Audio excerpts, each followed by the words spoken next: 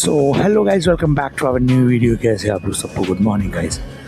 So guys, we Strom 250 India.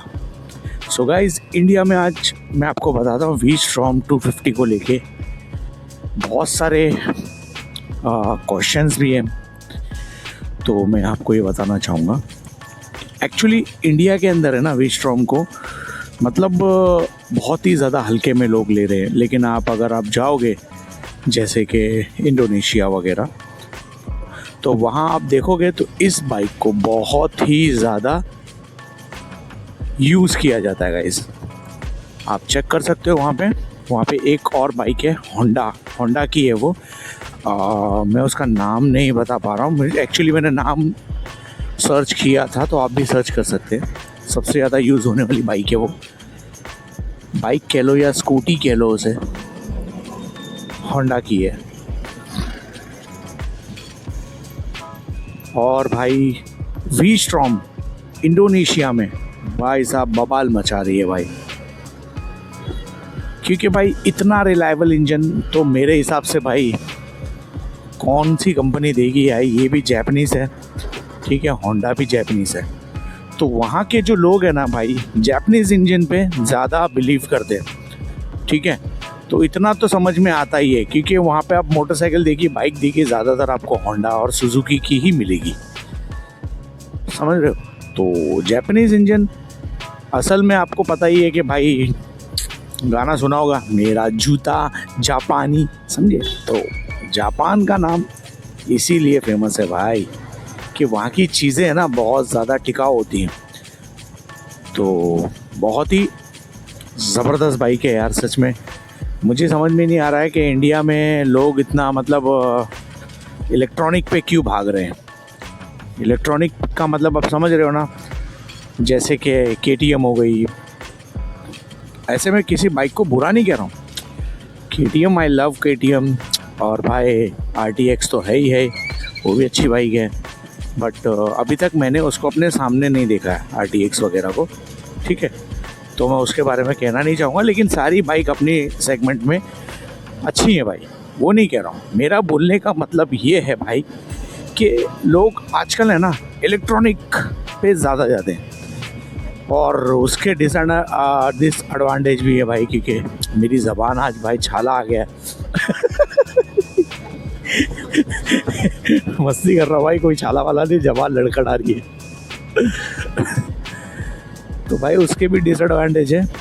Actually क्या है ना, जितनी ज़्यादा इलेक्ट्रॉनिक आपकी बाइक में रहेगी, उतनी ज़्यादा आपके लिए परेशानियाँ बढ़ेंगी। अगर एक सेंसर ख़राब होता है तो एक सेंसर दूसरे सेंसर से अटैच होता है।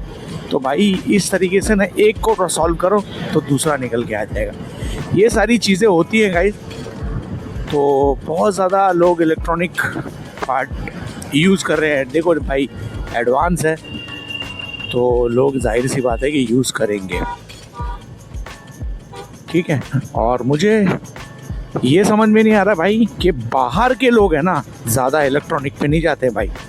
जैसे कि सीरियसली बता रहा हूँ, इंडोनेशिया वगैरह है ना, ये देखो सबसे ज़्यादा ये जापानी इंजन को यूज़ करते। और ऐसा नहीं है कि इलेक्ट्रॉनिक इसमें नहीं आएगा। आने वाले एक साल में 2027 में जो वी स्ट्रॉम लॉन्च होगी ना भाई, आप पागल हो जाओगे भाई। जस्ट लीक मैंने देखी है, बस उसके बारे में पढ़ा है, ना कोई फ़ोटो है ना कुछ। लेकिन भाई माइंड ब्लोइंग है भाई, बहुत सारी चीज़ें चेंज होने वाली भाई। आपका जो सस्पेंशन है ना, ये तो पहले से ही बवाल है भाई सस्पेंशन के मामले में। मेरे पीछे जो भी लोग बैठे हैं, उन्होंने एक ही बात बोली है कि भाई सस्पेंशन तो तेरा मक्खन है भाई। लेकिन ये जो है ना, कुछ लोग क्या करते हैं पता है, इसकी सस्पेंशन में छेड़खानी करते हैं यार। मैंने देखा बहुत से लोगों को वीडियो में, तो वैसा नहीं करना चाहिए भाई। कंपनी से बोल के ना, आप वो लोग कराएंगे तो आप बेशक यूज़ कीजिए, लेकिन सस्पेंशन बहुत ही ज़बरदस्त है। और आने वाली है उसमें तो भाई बहुत सारी चीज़ें हैं भाई। उसके बारे में तो खैर बाद में बात करेंगे, जब आ जाएगी, जब बात करेंगे। अभी फ़िलहाल तो नहीं, क्योंकि आपको पता ही है इसका 160 सेगमेंट में लॉन्च हो चुका है बाहर के साइड, इंडिया में अभी तक लॉन्च नहीं हुआ है। उसमें भी काफ़ी ज़्यादा चेंजेस हैं भाई, ठीक है, बहुत सारे चेंजेस हैं उसके अंदर भी। अरे भाई क्या कर रहा है भाई ये,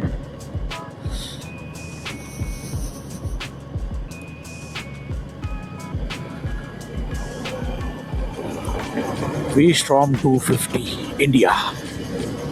भाई साहब बात मैं इंडिया की कर रहा हूँ। एक्चुअल में ना भाई देखा जाए तो आप जो हो ना यार, जितना इलेक्ट्रॉनिक से दूर रहोगे ना उतनी आपकी बाइक में प्रॉब्लम्स कम, ये तो आप जानते ही होगे यार। और मैं बहुत सारी मेरी वीडियोस में ये चीज़ बोल चुका हूँ। और मेरा इस वीडियो में किसी भी बाइक को लेके नेगेटिविटी फैलाना नहीं है भाई।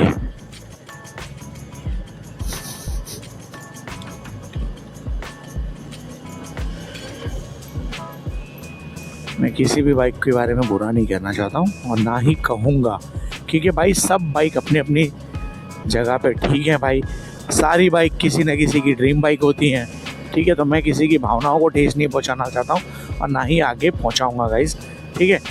आपने देखा होगा मैं किसी के बारे में ये नहीं कहता हूं। बस हाँ इतना है कि रिफाइंड इंजन की अगर बात की जाए तो होंडा और सुजुकी से ज़्यादा रिफाइंड इंजन आपको कोई दे ही नहीं पाएगा, ये आप लिख के ले लो, ठीक है।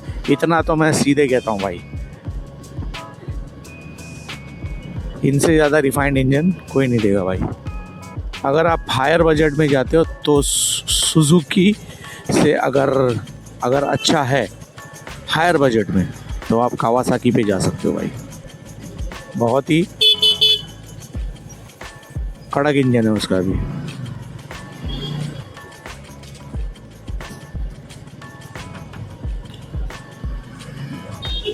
लेकिन मेरे हिसाब से ना लोगों को लेना चाहिए। मेरी वीडियोस देख देख के गाइस बहुत से लोगों ने ली है V-Strom, और मैं किसी के बारे में गलत नहीं कहता हूँ भाई। जो है मैं अब जो यूज़ कर रहा हूँ वही मैं आपको बता रहा हूँ।